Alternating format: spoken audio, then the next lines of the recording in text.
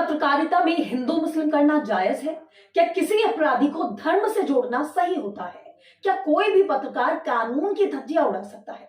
ऐसे बहुत सारे सवाल हैं जो इन दिनों सोशल मीडिया पर सुनाई दे रहे हैं, ट्रेंड कर रहे हैं। लेकिन बार बार मोदी सरकार का गुणगान करने वाले पत्रकारों पर ऐसा एक्शन हुआ है जिसने सबकी नींदें उड़ा कर रख दी है। आए दिन हिंदू मुस्लिम के नाम पर चैनलों पर नफरत का जहर बोने वाली गोदी मीडिया के पत्रकारों की सारी हेकड़ी निकाल कर रख दी है, जिसने सभी गोदी मीडिया के पत्रकारों की हालत को पस्त कर रख दिया है। दोस्तों, इतना ही नहीं, सोशल मीडिया पर ऐसा जबरदस्त हंगामा मचा हुआ है जिसने पत्रकारों के माथे पर चिंता की लकीरें खींच दी है। बता दें, जब से देश की सत्ता में मोदी सरकार आसीन है, तब से कुछ पत्रकार जानबूझकर खबरों को हिंदू मुस्लिम एंगल देने में लगे रहते हैं, जिसको लेकर अब बड़ी कार्यवाही हुई है, जिसके बारे में एक जानकारी आपको बताते हैं और क्या कुछ कहा गया है उसको भी समझते हैं। दैनिक भास्कर की हेडलाइन में लिखा है कि नफरती शो के लिए 3 टीवी चैनलों पर कार्यवाही। एंकर अमीश, अमन, सुधीर चौधरी के शो शामिल। न्यूज ब्रॉडकास्टिंग अथॉरिटी ने विवादित वीडियो हटाने को कहा। अब पूरी खबर को भी जानते हैं। दरअसल खबर में आगे विस्तृत जानकारी देते हुए बताया गया है कि एनबीडीएसए ने 3 टीवी चैनलों पर दिखाए गए नफरती शो पर कार्यवाही करते हुए उन पर जुर्माना और वीडियो हटाने का निर्देश जारी किया है।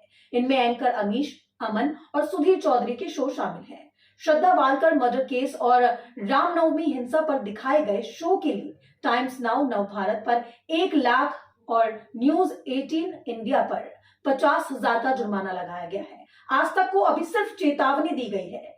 तीनों चैनलों को 7 दिन में ऑनलाइन प्लेटफॉर्म से विवादित वीडियो हटाने को कहा गया है। एनबीडीएसए के अध्यक्ष और सुप्रीम कोर्ट के पूर्व जस्टिस AK सीकरी ने कहा है कि हर अंतर धार्मिक विवाह को लव जिहाद कहना गलत है। जस्टिस सीकरी ने समाज में नफरत फैलाने और सांप्रदायिक सौहार्द खत्म करने वाले प्रोग्राम चलाने वाले 3 टीवी चैनलों पर कार्यवाही के आदेश दिए हैं। श्रद्धा वालकर मर्डर केस, इस मामले को लव जिहाद का नाम देकर मुस्लिम समुदाय को टारगेट करने वाले शो करने पर न्यूज 18 के एंकर अमीश देवगन और अमन चोपड़ा, टाइम्स नाउ के एंकर हिमांशु दीक्षित के प्रोग्राम को अनुचित मानकर कार्यवाही की गई है। जस्टिस सीकरी ने हिदायत दी कि भविष्य में लव जिहाद शब्द का उपयोग बेहद सावधानी से करना चाहिए। इसका गैर जिम्मेदाराना उपयोग देश के सेक्युलर ढांचे को चरमरा सकता है। एक्टिविस्ट इंद्रजीत घोरपाड़े ने कुछ चैनलों के खिलाफ एनबीडीएसए को शिकायत दर्ज की थी। एनबीडीएसए ने कहा है कि मीडिया किसी भी मुद्दे पर शो कर सकता है, लेकिन किसी व्यक्ति या कुछ व्यक्तियों के कृत्य के कारण पूरे समुदाय को टारगेट करना गलत है। सोशल मीडिया पर भी इस मामले में कई लोगों ने अपनी अपनी राय रखी है। एक महिला पत्रकार ने लिखा है कि देश में नफरत फैलाने का बड़ा रोल मीडिया का भी रहा है। ये जो पत्रकार दिख रहे हैं ना, इनका दिमाग नफरत में सड़ चुका है। बिना मुस्लिम नाम लिए इनका खाना भी नहीं बचे। धर्म के नाम पर बहुत ही घिनौना खेल खेला जा रहा है मीडिया द्वारा। तो एक अन्य यूजर ने ट्वीट किया और लिखा है कि अमृतकाल की मीडिया ने नीचता की सारी हदें तोड़ दी है।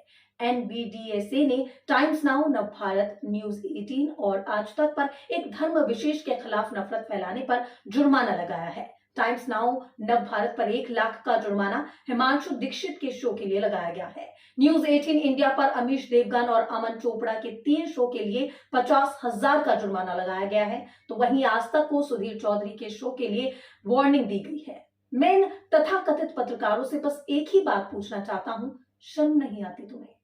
तो एक और महिला पत्रकार ने लिखा है कि एनबीडीएसए के मुसलमानों के खिलाफ भड़काऊ रिपोर्टिंग करने पर बड़ी कार्यवाही। टाइम्स नाउ पर 1 लाख का जुर्माना, न्यूज 18 इंडिया पर 50,000 का जुर्माना।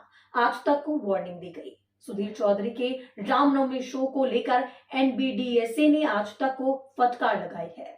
तो एक अन्य यूजर ने ट्वीट किया है और लिखा है कि इनको जेल होनी चाहिए क्योंकि इन्होंने नफरत फैलाई है। इनके नफरत फैलाने की वजह से मुसलमानों को आए दिन मुसीबतों का सामना करना पड़ रहा है, तभी न्याय माना जाएगा। तो वहीं एक और अन्य यूजर ने लिखा है कि क्या क्रांतिकारी काम किया, वाह, इनकी वजह से दंगे होते रहे, नफरत पनपती रही, लिंचिंग होती रही, कईयों बेगुनाहों की अपनी जान देनी पड़ी और 1 लाख का जुर्माना भरने में इनको तो अपनी किडनियां बेचनी पड़ेंगी ना। कार्यवाही ऐसी होनी चाहिए कि अपराध करने से अपराधी कांप उठे। तो वहीं एक और अन्य यूजर ने ट्वीट किया और लिखा है कि बीजेपी सरकार के पास कोई ऐसा काम नहीं है कि वो चुनाव जीत सके, लेकिन मीडिया वाले हिंदू मुस्लिम करके बीजेपी को जितवा ही देते हैं। अब बार बार मुस्लिमों के खिलाफ प्रोपेगेंडा सेट करके खबरें चलाने वाली गोदी मीडिया की हालत एक झटके में पस्त हो गई है।